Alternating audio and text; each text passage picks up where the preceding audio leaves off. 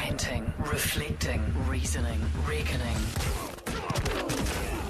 The Huddle. On the Huddle this evening, Josie Pagani is with me. Hello, Josie. Hi, Larry. And we've got Cameron Slater from whaleoil.co.nz. G'day, Cam. Hey, Larry. Josie, you first.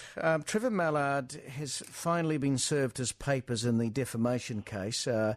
He's posted a photo of the woman who served the papers, who made an appointment at his office, and he's now saying this is a lie. This is what he said. I think if people tell lies in order to fulfil these functions, then they should be known publicly. This might stop her doing it again. All right, okay, Josie. Laughing, Cam.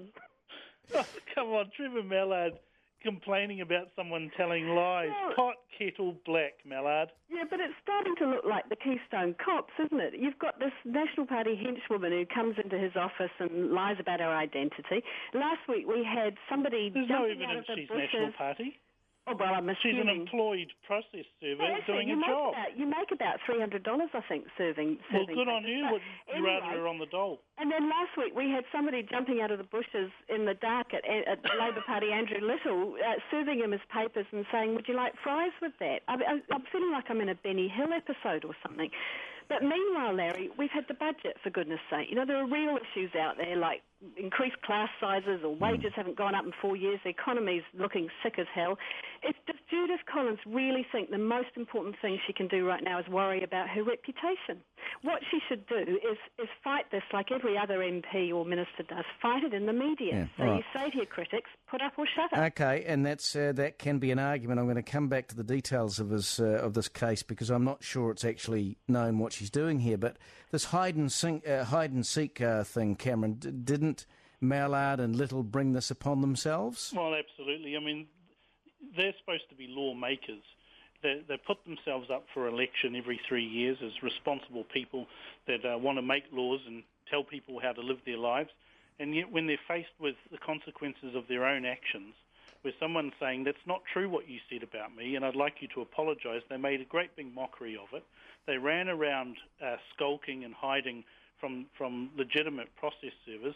They deserve everything they get. But Cam, she should toughen up a bit. Honestly, if every MP and minister behaved like this and decided to sue someone when they said something mean about them... It wasn't something mean, We'd have Josie. Shane Jones suing Department of Internal Affairs officials last week for implying that he had improper practice in an immigration case.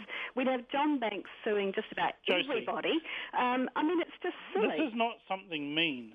Trevor Mallard actually told a lie. Well, the court will decide The that. court will decide that, but I know in some of the things that he said in Parliament, because he named me and he named a friend of mine, Simon Lusk, But why? and he told a lie about us.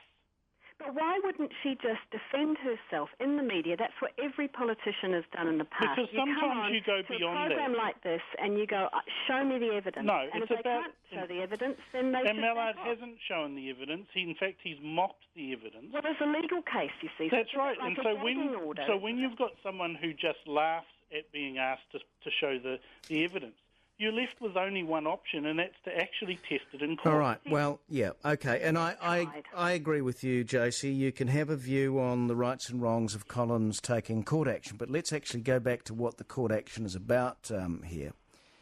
And I think this has been unreported. In the NBR, hidden away in a little piece on Friday, was that Collins, as I understand it, is seeking a declaratory judgment that she has been defamed. She is not seeking damages at all, Josie. That's all she's I mean, seeking. what politician couldn't say they've been defamed? Honestly, toughen up. No, but the point is she's not going after money here. Tell the truth, No, Josie. yes, you do, but come do it in the media. Don't waste court time. Trevor doing it in the Mallard court. defamed Even you if she's before not the election. Even if she's not asking for damages, it's still wasting court time. It's her money. But the whole issue was around the ACC and Bronwyn Puller, and we won't go into the details because this is precisely my point. Because it's before the courts, we can't even really discuss it. So it seems to me if she'd come on a program like this and said to Andrew Little and Trevor Mallard, show us the evidence or back off, then we'd be having a public debate in the court of public opinion. That's where They had three chances to do that. She said, show us the evidence, put up or shut up, apologise, you are wrong, and they refused. We'll come back in just a moment. Cameron Slater and Josie Pagani on the Huddle. NewstalkZB, it's now 16 to 6. It's now 14 to 6 back with the Huddle. Josie Pagani and Cameron Slater. Issue 2.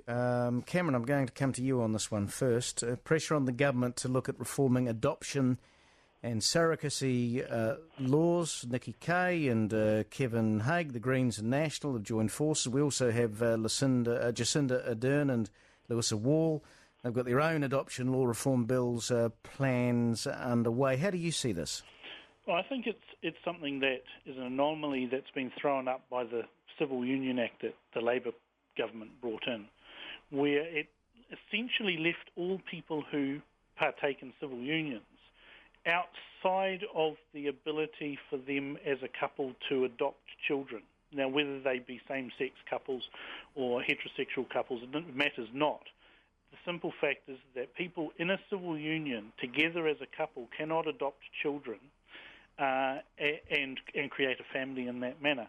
And so what this is looking at addressing, and the Young Nats put a remit up on this at the conference on the weekend in Auckland. It was passed by the Auckland region, which will now go forward to the national conference. And what they're saying is that we need to have the ability for people in civil unions to be able to adopt. Now, they can adopt individually a child, but the problem is vexed with adoption, because once you adopt a child, any previous financial responsibility for that child from the previous parent and all of those sorts of things that go with that are basically terminated at that point. And so it's very complex, although it's very simple to see. Right, okay. Josie, what's your view on this? I think it's a great thing that actually you've just seen just about every political party in the House agreeing that, A, the adoption laws they're anachronistic and they need updating, and also that gay adoption is something that should be supported. In fact, I heard an American US commentator say last week that soon we'll be living in a world where the only people who think gay adoption is a bad idea are gay men afraid of commitment. So I think this is really great. And when I look at, my mother was adopted, and I look at the laws now, and the law is basically the same as it was when she was adopted in the 40s, where it's based around the idea that the birth parents give up their child and they never have any contact again. Yeah, okay. And I think it's also the point, picking up on what Cam just said, that it's also heterosexual couples in civil unions can't adopt. Well, yeah, and everybody who's adopting has to pass good character tests and that sort of thing. And the focus is on what's best for the kid, and what's best for the kid is loving parents, Larry. Now, I just want to bring up something, Josie. Because as I understand it, what they're trying to get is to make it mandatory for the birth parent to stay in touch if they adopt the child. Okay, well, that's surely a matter of choice. Well, yeah, I would have thought. I mean, I was adopted, and I would have thought that's actually the child's. Was adopted too, and again, it was a closed adoption, but sometime later. My sister went through a process of finding her birth mother. Right.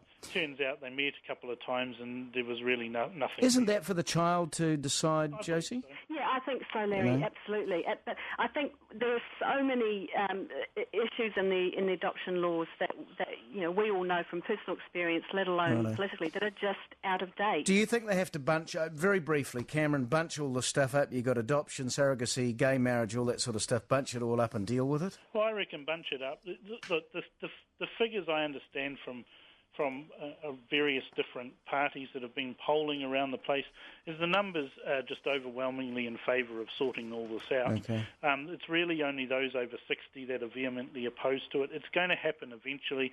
If I was the government, I'd get it over and done with. That way it's not a distraction from the important things, and they could put together an omnibus bill and put it through at Christmas or before Christmas or something like that. It'd be well done and dusted then. Yep, bunch it up and focus on what's best for the kids, and at the end of the day, that's loving parents. Thank you, Josie Pagani and Cameron Slater on The Huddle. It's now 10 to 6.